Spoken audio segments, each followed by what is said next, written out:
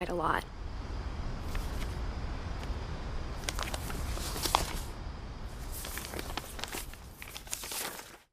Dear Mrs. Finch, as Lewis's psychiatrist, I can understand your desire for an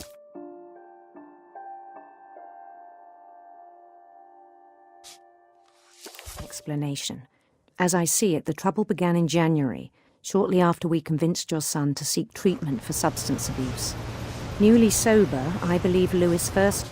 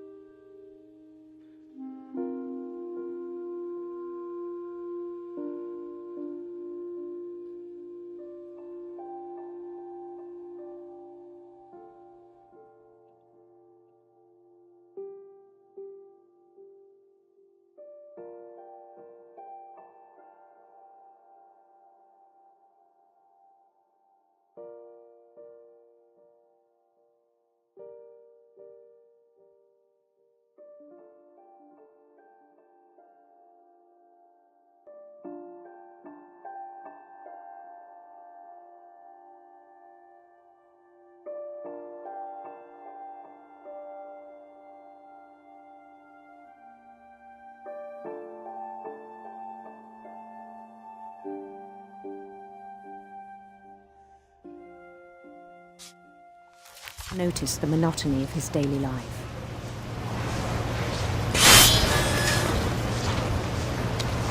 He kept working at the cannery, but he withdrew part of himself. In our sessions, I saw the same behavior. His mind began to wander. I asked him to describe it. He said he started small, imagining a labyrinth. He'd feel his way about. Then something moved. Bats. And toads.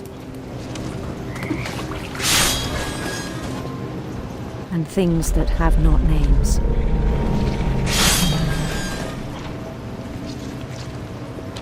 He knew it was all in his head. He took it very seriously. I had hoped he'd find himself.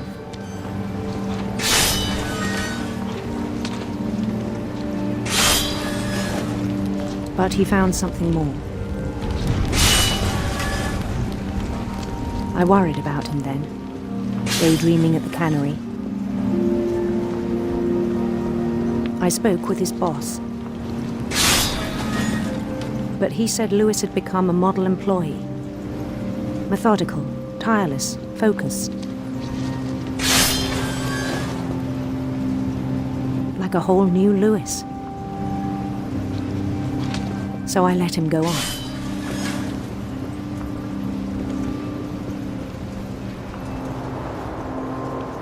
I even encouraged him.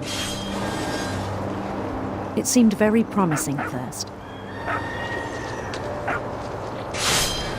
He told me he'd made a new friend.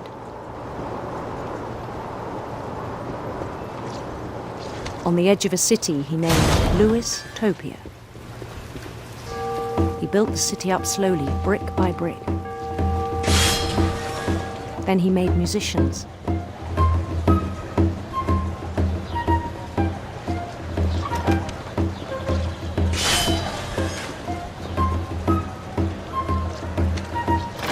And songs for them to play.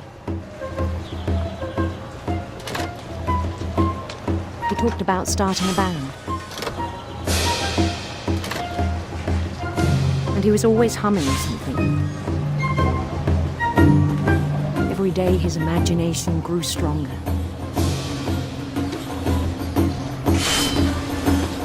He no longer spoke at the cannery. But his chopping was as reliable as ever. Then one day it struck him that all the cheering crowds, even the stones under his feet, were all in his imagination, so he could do whatever he wished.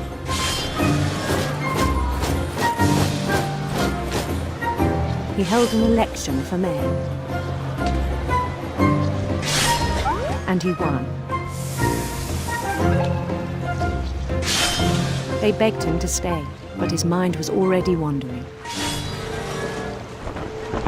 It became a game for him.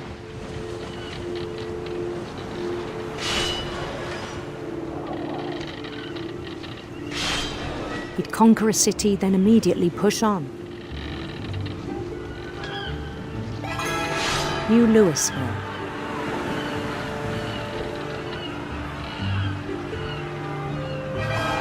St. Louis.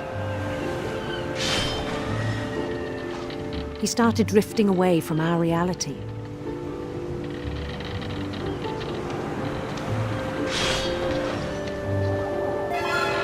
Minneapolis, until one day he forgot to go home from the cannery. Even as his mother pleaded with him, part of Louis kept sailing on.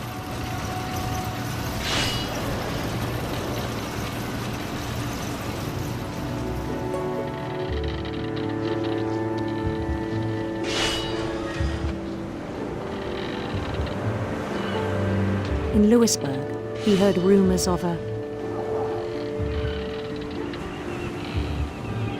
handsome queen.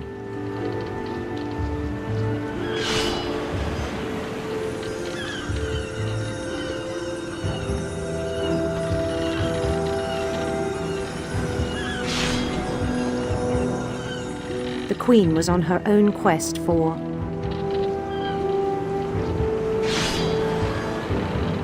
sinister serpents.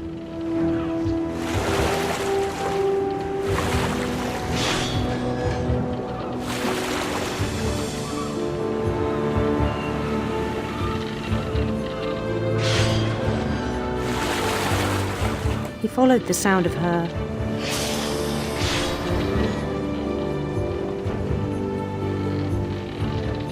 silver harp.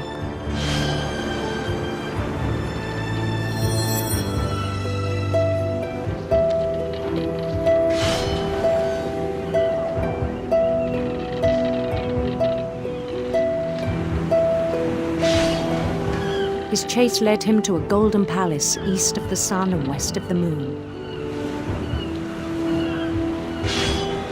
Even then, his logic remained sound.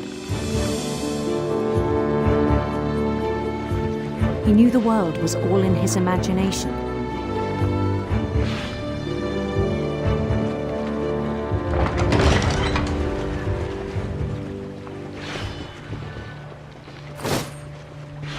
But he was so proud of having created it.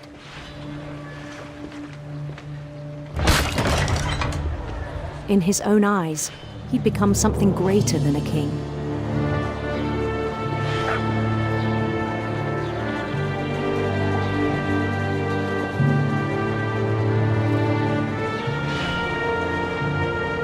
For someone who'd never known success in the real world, I think it was overwhelming. And then it struck him that the real Lewis was not the one chopping salmon, but the one climbing the steps of a golden palace.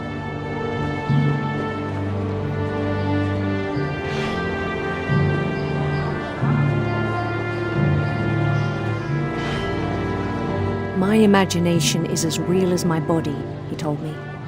It was hard to argue with him.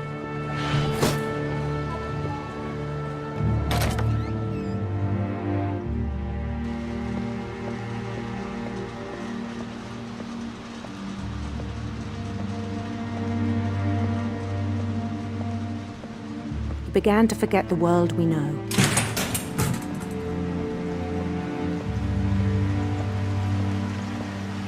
I think it pained him to remember Lewis, the cannery worker.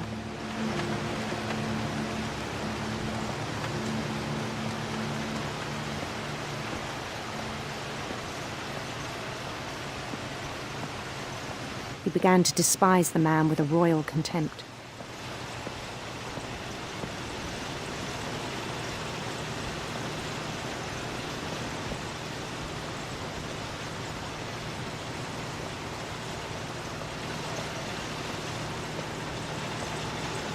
I still thought I could save him. Even after he said he was being crowned king over all the lands of wonder. The palace would be packed with his companions.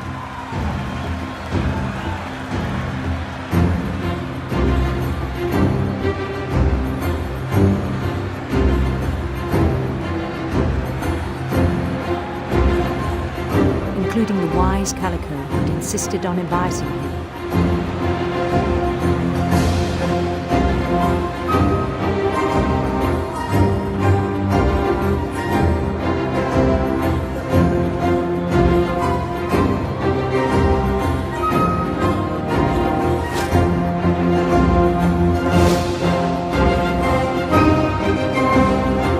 His queen waited, holding his crown.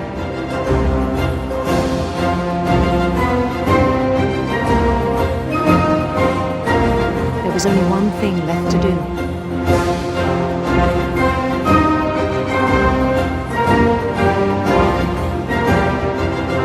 Bend down his head.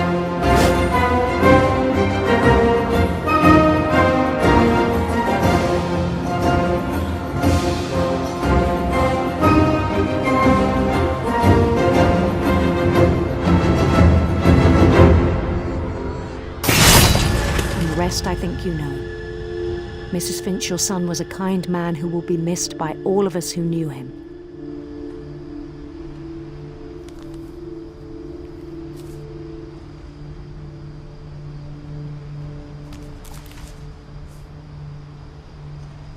My brother was really cool.